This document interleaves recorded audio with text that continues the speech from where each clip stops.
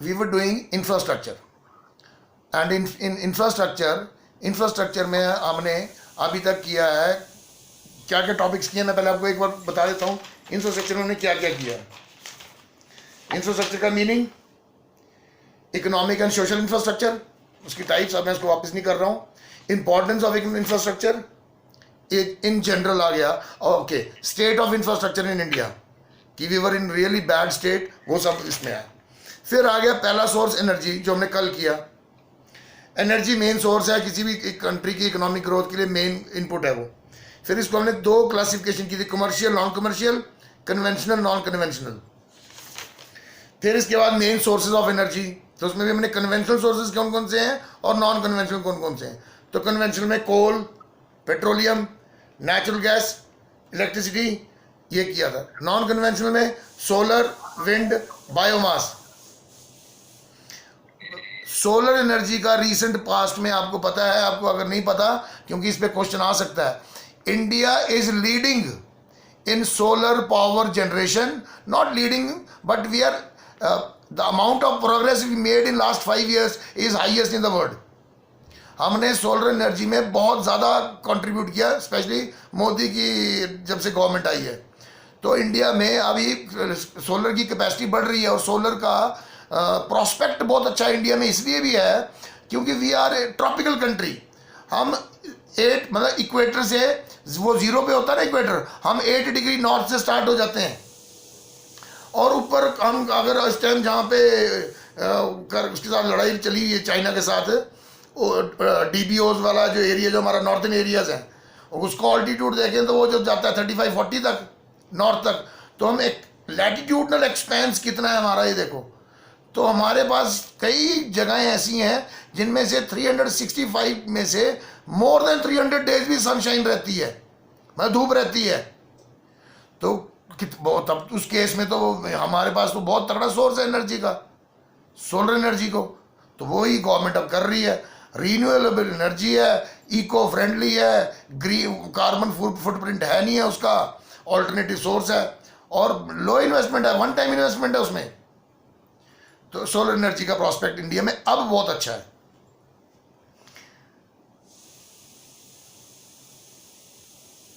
अच्छा, इसमें क्या एक टेक्निकल चीज हो रहा है कि इंडिया में हाईएस्ट कैपेसिटी जो है इसकी सोलर एनर्जी प्रोड्यूस करने की, वो है 20 megawatt per square kilometre in those areas which has been identified जिनमें 300 डेज की सनशाइन रहती है। तो 20 मेगावाट बहुत बिजली होती है, 20 मेगावाट तो वो 1 स्क्वायर किलोमीटर में, स्क्वायर किलोमीटर 1, तो इतना इसका पोटेंशियल है। फिर विंड एनर्जी, बायोमास हमारे पास, आपको ये भी नहीं पता होगा, पूरी दुनिया में लाइफ स्टॉक, हम सिर्फ पॉपुलेशन में, इंसानों की पॉपुलेशन में हाईएस्ट नहीं है, हम लाइफ स्टॉक में भी हाईएस्ट हैं वर्ल्ड में। दुनिया में सबसे ज़्यादा लाइफ स्टॉक मतलब जानवर, जितने भी डोमेस्टिकेटेड जानवर हैं, इसकी अगर तादाद सबसे ज़्यादा कहीं है तो हिंदुस्तान में ही है। लेकिन ये भी सच है कि प्रोडक्टिविटी हमारी सबसे कम है, चाहे वो मिल्क प्रोडक्टिविटी हो, मीट का तो इतना कल्चर नहीं है यहाँ पे, स्किन वगैरह हम एक्सपोर्ट कर देते हैं, तो हमारी प्रोडक्टिविटी भी लो है इसमें। कोई बात नहीं मानशु, आई कैन अंडरस्टैंड बेटा, मैं समझ सकता हूँ, but it is better to ask, at least anybody सब कुछ जानता तो है प्रॉब्लम एटलीस्ट क्या है। डजेंट मैटर, इसका वीडियो आप देख सकते हो। तो विंड एनर्जी और सॉरी बायोमास का भी बहुत स्कोप है इंडिया में। तो ये ऑल्टरनेटिव सोर्सेज जो है, नॉन कन्वेंशनल सोर्सेज, इनका it is widely open field और इसमें प्राइवेट प्लेयर भी आ रहे हैं, गवर्नमेंट भी इन्वेस्ट कर रही है इसके। आई एम गेसिंग इट, मैं अंदाज़ा लगा रहा हूँ, शायद कोई लाइसेंस वगैरह भी लेने की ज़रूरत नहीं है इन 3 चीज़ों में। फिर हमारा इलेक्ट्रिसिटी यार पढ़ा था हमने कि इलेक्ट्रिसिटी में प्लांट लोड कैपेसिटी इंडिया में लो है, हाइड्रो इलेक्ट्रिसिटी का कंट्रीब्यूशन कितना है, थर्मल पावर का कितना है। तो थर्मल का हमने बता दिया था कि हर बुक में 67% ही दिया हुआ है। 2016 का डाटा है कि 67% of total electricity generation is out of thermal power, मतलब कोयले से या डीजल से या नेचुरल गैस से जो बिजली बना रहे हैं हम। हाइड्रो इलेक्ट्रिसिटी पावर 14% सिर्फ, और न्यूक्लियर पावर तो अभी 2% है, बट होपफुली आगे बढ़ेगा। फिर इसके चैलेंजेस क्या थे कि what challenges power sector is facing in India, या जो जनरल चैलेंजेस हैं, की इश्यूज है। सबसे पहला तो ये है इनएफिशिएंसी ऑफ पावर जनरेशन, कि हमारा जो PLF प्लांट लोड कैपेसिटी से हमेशा कम ही प्रोड्यूस करते हैं। 20,000 मेगावाट पर ईयर हमें ऐड करना है इस रेट से, तब जाके हम एनर्जी सप्लाई को मीट कर पाएंगे। तो हम अभी इसमें बहुत पीछे हैं, मतलब डिमांड जितनी है उतनी हम सप्लाई नहीं कर पा रहे। मैंने आपको कल भी एक एग्जांपल दिया था 2018 वाली दूसरी बुक से, कि उसमें लिखा था कि इट इज़ एक्सपेक्टेड कि 18-19 में हम 0.6% डेफिसिट रहेंगे एनर्जी के केस में, लेकिन हम उससे ज़्यादा ही रहे, 0.7 रहे। तो ये डेफिसिट में ही चल रहे हैं हम कंट्री। अगर डेफिसिट ना होते तो बिजली की कर्टेलमेंट्स, बिजली ना कटती, कर्टेलमेंट्स ना होती है ना, तो प्रॉब्लम तो फेस करता ही इंसान। तो सप्लाई और डिमांड का जो डेफिशिएंसी है, पहली इनएफिशिएंसी है, पहली प्रॉब्लम तो यही है। दूसरा लैक ऑफ इन्वेस्टमेंट, कि गवर्नमेंट जिन कई स्टेटों में तो गवर्नमेंट अच्छा कर रही है, इन्वेस्टमेंट कर रही है, उसका स्टैंडर्ड जो मिनिमम रिक्वायर्ड एवरेज है उसके ऊपर भी कर रहे हैं, लेकिन कई स्टेट्स में बहुत पुअर है, उसमें जो है प्राइवेट सेक्टर के ऊपर ज़्यादा प्रमोट करने के चक्करों में है ये। अच्छा, पावर फॉरेन की बढ़िया है। मैंने आपको कल भी एग्जांपल दिया कि बताया था कि इंडिया में हाइड्रो पावर जितने भी बड़े प्रोजेक्ट बने हैं, चाहे वो टेहरी बना, चाहे दूलस्ती बना, चाहे उड़ी सिविल बना, जो जिनको मैं जानता हूँ, ऐसे तो बहुत बने होंगे, उनमें ज़्यादातर फॉरेन कोलैबोरेशन, मतलब सरकार अपने इंडिपेंडेंट नहीं किया हमने दूसरों की मदद से किया। तो ये भी एक प्रॉब्लम है कि गवर्नमेंट इसमें इन्वेस्ट नहीं कर रही थी। पावर टैरिफ्स जो है इंडिया में रेट बढ़ रहा है, ये प्रॉब्लम बड़ी है। पावर कट्स हैं जिससे पब्लिक अनरेस्ट, लोगों को बिजली के लिए आपने बड़ी बार हड़तालें और सड़कों पे आते हुए देखा होगा। शॉर्टेज ऑफ रॉ मटेरियल की जो कोल सप्लाईज वगैरह है, आपको पता है, नहीं पता होगा, हम सेकंड लार्जेस्ट प्रोड्यूसर हैं शायद कोल के, चाइना के बाद।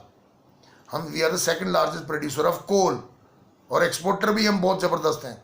लेकिन जो NTPC में जो लो ऐश कोल होता है ना, इंडिया में जो है हाई ऐश कोल है, मतलब उसमें राख ज़्यादा बनती है, जबकि थर्मल पावर प्लांट्स के लिए चाहिए होता है लो ऐश कोल, वो हम इंपोर्ट करते हैं। फिर हम लो ऐश कोल के उसको यूज़ करके इसके बीच में मिला कर उसको मतलब थोड़ा मिक्स करके रेशियो को, फिर NTPC में ये बिजली बनती है। तो हिसाब लगाओ, तो ये भी आपको पता होना चाहिए था। अब इन प्रॉब्लम्स को, क्राइसिस को सॉल्व कैसे किया जाए, मतलब कि पावर सेक्टर में जो मुश्किलें हैं उनको सॉल्व कैसे किया जाए। प्लांट लोड, पहले तो PLF बढ़ाओ, जो प्लांट लोड फैक्टर की जो कैपेसिटी ऑफ प्रोडक्शन है उसको बढ़ाया जाए। जैसे मैंने एग्जांपल दे के बताया था कि अच्छा, सलाल डैम में एक और खासियत क्या है, मेरे को वहाँ जाके पता चला था। ये सलाल डैम J&K का पहला प्रोजेक्ट था जो पूरा इंडिजीनियस है, मतलब वो गैंती और वो बेलचों से और वो खुद बनाया हुआ है ये, इसमें किसी फॉरेन कंपनी का कोलैबोरेशन नहीं था। है कैपेसिटी कम है इसकी, 690 मेगावाट ही है, लेकिन छोटा प्लांट है, बहुत बड़ा प्लांट नहीं है। और अच्छा, एक और इंटरेस्टिंग चीज़ क्या है, J&K में चनाब रिवर पर हर 20 किलोमीटर के बाद डैम है। रिवर का डिस्टेंस बता रहा हूँ, ऐसे सड़कों के हिसाब से तो दूर पड़ जाएगा।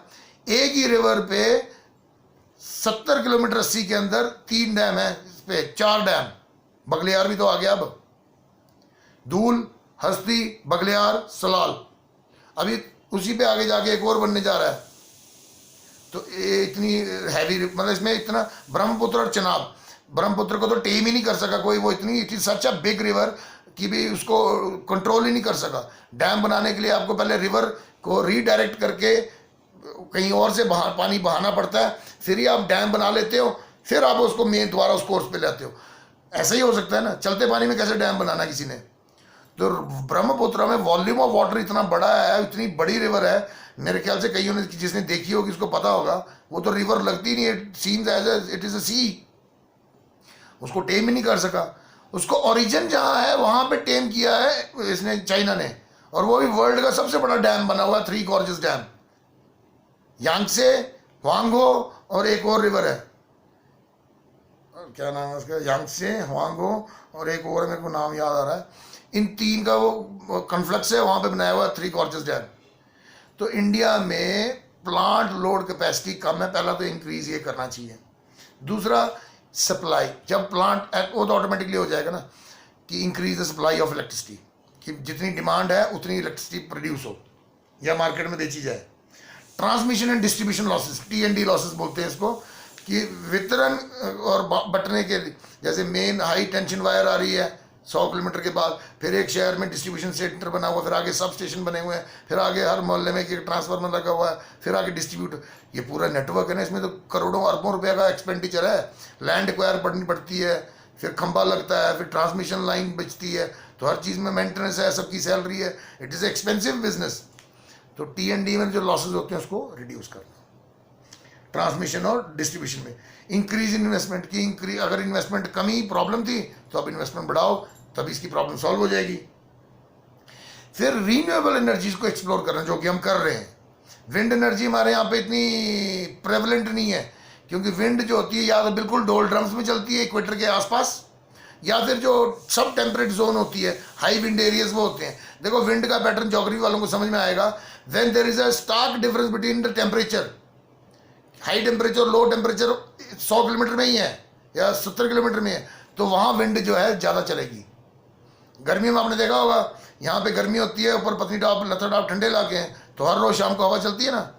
विंड का मैकेनिज्म यही होता है। तो इंडिया में विंड का इतना बड़ा फैक्टर इसलिए नहीं है कि वहाँ पे टेम्परेचर में एकदम वेरिएशन नहीं आती, ये वजह भी है।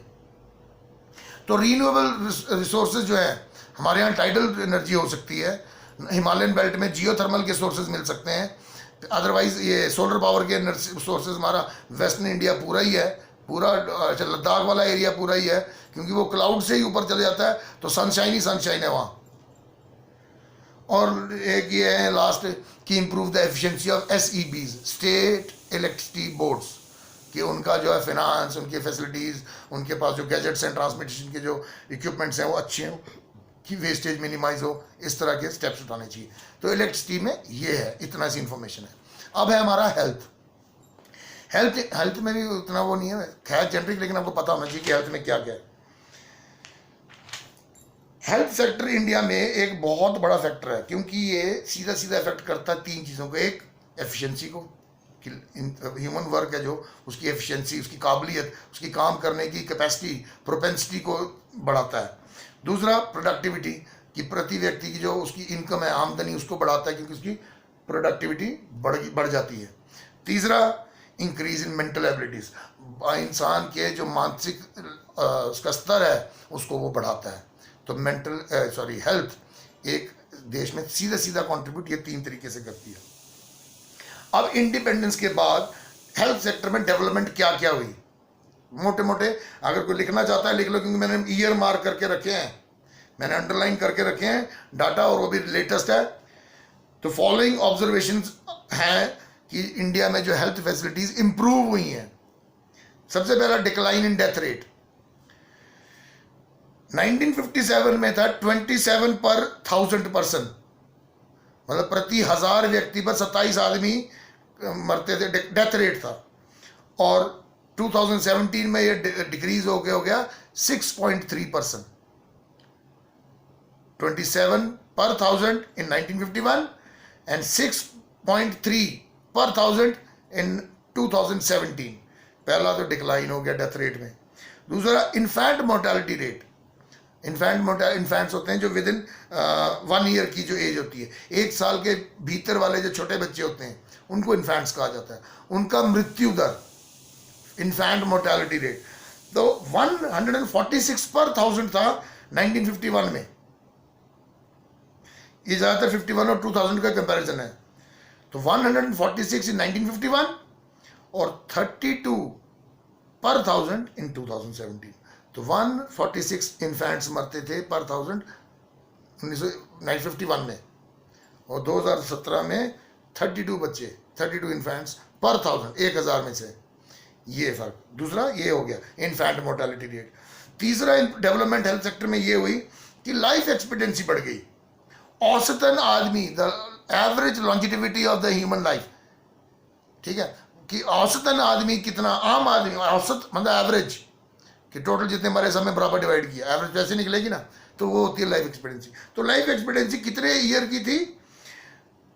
1950 ईयर में सिर्फ 32 साल जीता था आदमी, 32 ईयर्स लाइफ एक्सपीरियंसी थी औसतन, एवरेज।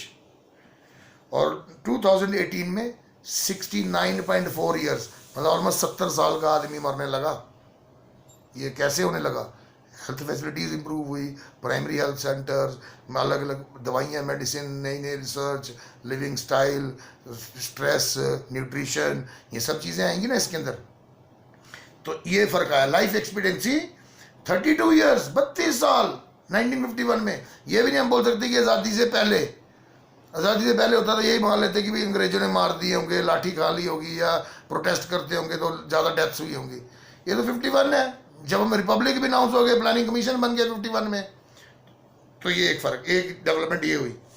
फिर जो डेडली डिजीज़ थे, जो जानलेवा बीमारियां होती हैं, उनके ऊपर कंट्रोल, नियंत्रण पाया गया, उनका उसके ऊपर काबू पाया गया।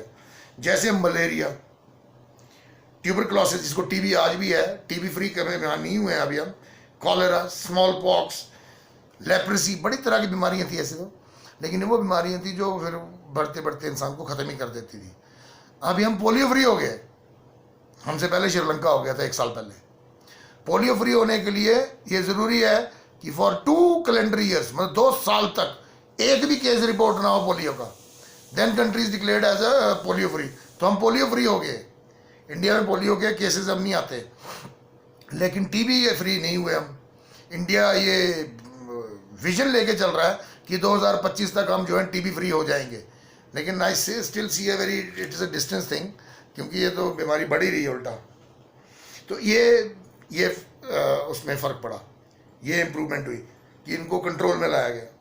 फिर decline in 5 year mortality rate, 5 साल के बच्चे जो इन्फेंट मोर्टेलिटी रेट हो गया, 1 साल का बच्चा, छोटा बच्चा। फिर एक होता था 5 ईयर्स तक का मोर्टेलिटी रेट, वो भी हमारा बहुत हाई था, 248% किड्स पर 1000 था 1960 में, पर ये, और ये हो गया 39 पर 1000 2017 में। 248 किड्स पर 1000, मतलब 1000 में से 250 ही हो गए। 1000 में से 250 जो है वो मर जाते थे 5 साल की। इन्फेंट में तो वो कम था ना, 146 था, ये 248, मतलब 250 ही हो गया। ये घट के हो गया 39, सिर्फ 39 बच्चे। ये इंप्रूवमेंट हुई। अच्छा, इसके अलावा एक्सपेंशन हुई जो आज़ादी के बाद, वो ये हुई कि डिस्पेंसरीज इंडिया में 9200 से इंक्रीज होकर 55,000 होगी इसी पीरियड में, 51 से 2017। ये जो मैं डाटा दे रहा हूँ ज़्यादातर 51 और 2017 का ही है। तो जो डिस्पेंसरी होती है जो लोकेलिटी में खुलती हैं, छोटी छोटी एरिया, गांव कस्बों में, छोटे छोटे रूरल एरिया, तो डिस्पेंसरीज उनको बोलते हैं। तो 9200 से 55,223 हो गई। डॉक्टर्स की स्ट्रेंथ 62,000 थी 1950-51 में, और ये इंक्रीज हो गई होगी 18,15,000। ये भी काफ़ी बड़ा इंक्रीज है। बड़े इंक्रीज यही है, बाकी तो नर्सेज 18,000 थी, 28 लाख हो गई। अच्छा, नंबर ऑफ डॉक्टर पर 1000, 1000 पे कितने डॉक्टर होते थे? तो 1951 में था 1.7, 1000 पे एक, मतलब 1.7 2 डॉक्टर, 1000 बंदे पर 2 डॉक्टर अप्रोक्सीमेटली। लेकिन 2017 में हो गया 13.96, मतलब 14 ही। 1000 अभी भी कम है, अभी भी कम है। रेशियो निकालो तो कितनी बनी, एक डॉक्टर को कितने पेशेंट देखने पड़ेंगे? तो 1000 पर 14 डॉक्टर्स। ये तो these were the few developments in health sector after independence. अब हेल्थ केयर सिस्टम अगर समझना हो इंडिया का, तो वो 3 टायर है, 3 लेवल का है। पहले टायर में आते हैं PHCs। अब ये टर्मिनोलॉजी थोड़ी दिमाग में रखना, छोटा ही है, खत्म है, इसमें कुछ नहीं है। PHC means primary health centre, वही डिस्पेंसरीज जिनको आप कहते हो, ठीक है। पहला लेवल जो मतलब गाँव में, कॉलोनीज में, मोहल्लों में जो खुलते हैं, जो लोकली उनको देखते हैं। तो PHCs, CHCs, community health centre. जैसे हमारे चोपड़ा शॉप में, मैं चोपड़ा में रह रहा हूँ, मेरे पास मेरी पंचायत में डिस्पेंसरी भी है, और नेशनल हेल्थ मिशन के अंडर अभी वो कम्युनिटी सेंटर वो भी खुल गया, हॉस्पिटल टाइप का, छोटा स्मॉल स्केल, वो भी खुल गया नया। तो दूसरा हो गया, ये मैं आपको बता रहा हूँ 3 लेवल। 3 टायर हेल्थ सिस्टम क्या है इंडिया में? तो प्राइमरी में आ गया primary health, PHCs, CHCs, community health centres and सब सेंटर्स, जैसे उधमपुर का डिस्ट्रिक्ट अस्पताल हो गया, ठीक है ये।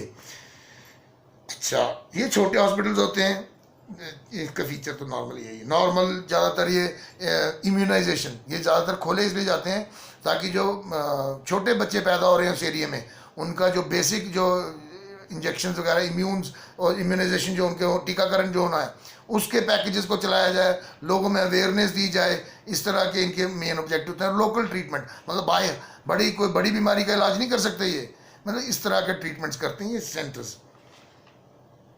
ज़्यादातर ये रेफरल सेंटर्स ही होते हैं, क्योंकि इनमें अगर कोई केस बड़ा आ जाए तो ये फिर आगे ही रेफर करते हैं। फिर दूसरी लेवल में आते हैं secondary health centre. Secondary health centre मतलब जो इससे अपग्रेडेड होते हैं, जैसे अभी हमारा डिस्ट्रिक्ट हॉस्पिटल है, ये कम्युनिटी सेंटर नहीं है, क्योंकि पूरे डिस्ट्रिक्ट को कितने ही पंचायतें होंगी, इसके अंदर कितने ही वो ब्लॉक्स होंगे, तो पूरे डिस्ट्रिक्ट का इस हॉस्पिटल है, तो डिस्ट्रिक्ट हॉस्पिटल आ गया वो दूसरा लेवल, सेकेंडरी हेल्थ सेंटर। और इसमें क्या है, ये इनमें अलग क्या है कि इसमें आपको स्पेशलाइज सर्विस कुछ मिल जाती हैं, जैसे एक्सरे फैसिलिटी होगी, ECG की फैसिलिटी होगी, डेंटल केयर की फैसिलिटी होगी, सर्जरी करनी पड़ी तो सर्जरी भी हो सकती है वहाँ पे। इस तरह के हॉस्पिटल्स या इस तरह के हेल्थ सेंटर्स, इनको ये आ गया आपके, और ये ज़्यादातर डिस्ट्रिक्ट लेवल में होते हैं। और ये फुली इक्विप्ड सेंटर्स होते हैं, मेडिकल सभी तरह। अच्छा, ये हर तरह की मतलब बिग टाउन्स और डिस्ट्रिक्ट के जो हेडक्वार्टर्स हैं, जैसे अब हमारे डिस्ट्रिक्ट का हेडक्वार्टर उधमपुर ही है, तो उधमपुर में है, तो इस तरह की ये आ गया second tier, secondary health centre. और थर्ड है टर्शियरी हेल्थ सेंटर। अब टर्शियरी हेल्थ सेंटर में जो स्पेशली सर्विसेज वाला सेक्टर आ गया, और ये पूरी तरह से प्राइवेट ही होता है, हालांकि इसमें पब्लिक सेक्टर के भी हैं, जैसे एम्स है, PGI है।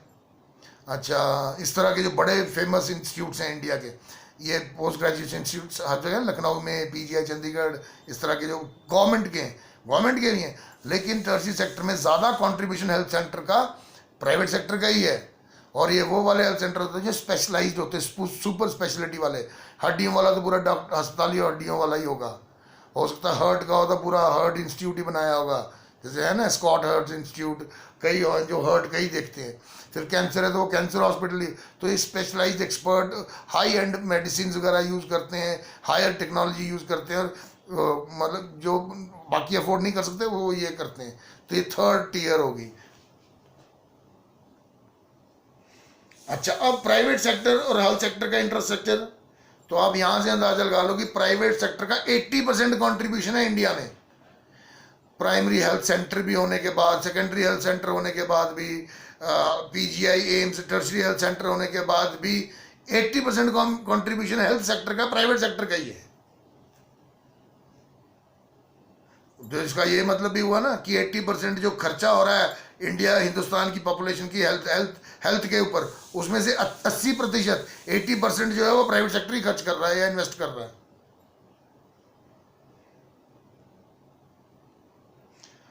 अच्छा,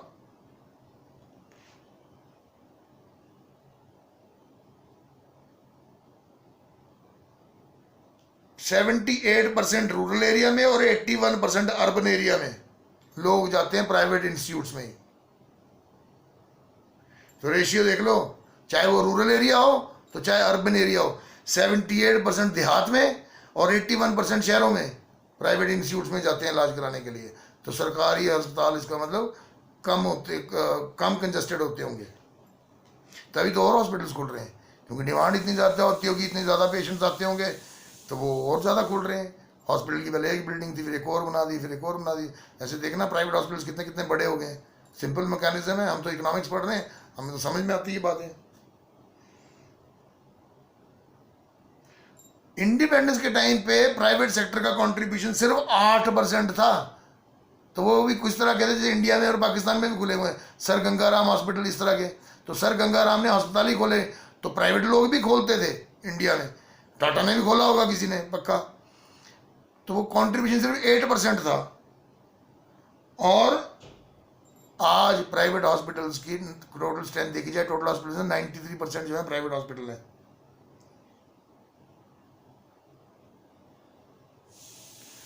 सिर्फ 93% हॉस्पिटल ही नहीं है, इंडिया में जो टोटल बेड्स हैं उसका 64% बेड्स भी जो है वो प्राइवेट सेक्टर में ही है।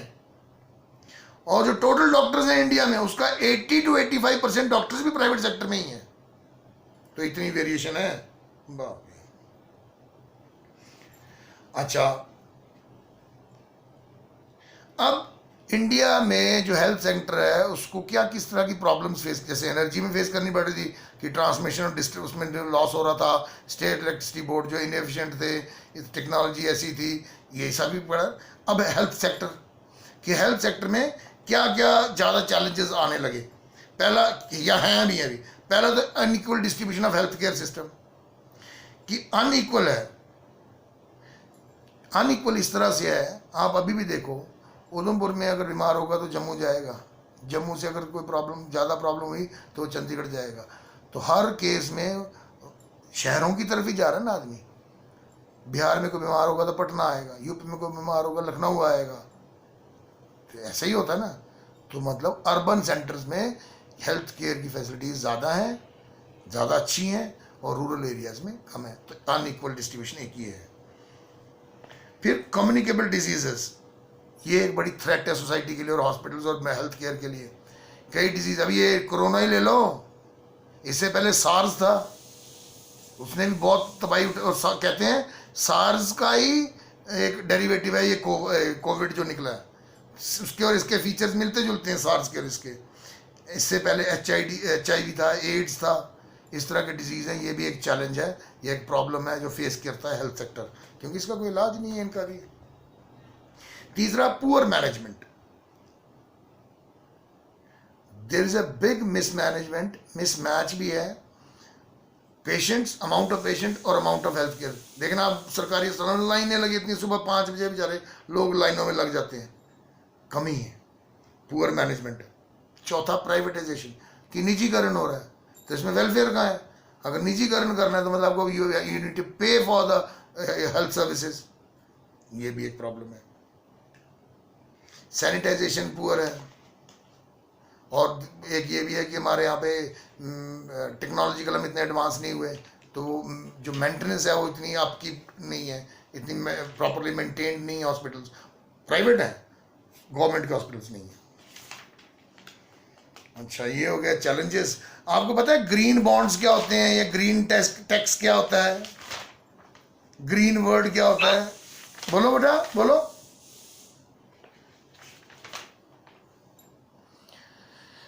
देखो, अभी 1990 में शुरू हुआ क्लाइमेट, ग्लोबल क्लाइमेट का कनक्लेव, मतलब दुनिया के अलग अलग देश मिलना शुरू हुए। सबसे पहली मीटिंग ब्राज़ील के रियो डी जनेरो में 1990 में ही हुई थी, वर्ल्ड समिट जिसको कहते हैं। उसके बाद से ये महसूस किया गया कि इन्वायरमेंट को और इकोलॉजी इसको मेंटेन करना है, जिसका मतलब है कि कार्बन का फुटप्रिंट कम करना है, जिससे ग्लोबल वार्मिंग ना हो। क्योंकि ग्लोबल एक से दूसरी चीज़ जुड़ी है ना, ग्लोबल वार्मिंग होगी तो पोलर आइस पिघलेगी, पोलर आइस पिघलेगी तो सी लेवल बढ़ेगा, एक तो सी लेवल बढ़ेगा, दूसरा फ्रेश वाटर के रिजर्व्स खत्म हो जाएंगे, ग्लोबल टेम्परेचर बढ़ेगा जिससे फॉरेस्ट डिप्लीट होंगे, तो but there are many things. तो उसके लिए गवर्नमेंट्स ने, अलग अलग देशों ने फॉलो किया, जैसे हम उसके मेंबर हैं, वी स्ट्रिक्टली फॉलो इट। क्योंकि मैं तो देख लिया हुआ हिमाचल में, आप कहीं भी जाओगे तो दे चार्ज ग्रीन टैक्स, लिखा होता है।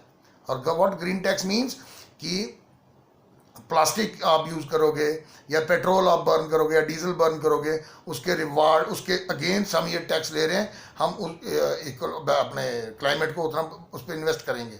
तो उस पर जो टैक्स लिया जाए या कुछ पैसा चार्ज किया जाए या उसका कुछ कीमत ली जाए, that is known as green tax या ग्रीन बॉन्ड्स। हालांकि इनकी कोई डेफिनेशन डिफाइंड नहीं है, ये these are not defined, but it is an idea of reducing the carbon footprint या carbon emission and ecological balance को इम्प्रूव करने के लिए the amount which is in charge, that is known as green tax, और you call it a green bond. अलग अलग किसी state ने लागू किया है, किसी स्टेट ने नहीं किया। एनजीटी सुना होगा, नेशनल ग्रीन ट्रिब्यूनल, एनजीटी का क्लियरेंस लो, आजकल हर चीज़ के लिए क्लियरेंस लेना पड़ता है, वो ग्रीन एनजीटी वाले क्लियरेंस देंगे तभी आपको इंडस्ट्री लगा सकते हो, हर चीज़ के लिए। तो ये कंसेप्ट अब बढ़ रहा है। देखने दो और क्या है आपके इसमें, health development, health emerging challenges. अच्छा हाँ, इंडियन सिस्टम ऑफ मेडिसिन, इस पे क्वेश्चन भी आया था भाई इस साल, इस पे क्वेश्चन आया था, ISM, इंडियन सिस्टम मेडिसिन। देखो इंडियन सिस्टम ऑफ मेडिसिन है आयुष, AYUSH। ए से आयुर्वेदा, वाई से यूनानी, यू से क्या था, सॉरी, ए से आयुर्वेदा, वाई से योगा, यू से यूनानी, UNANI, AYUS सिद्धा, H होम्योपैथी, आयुष।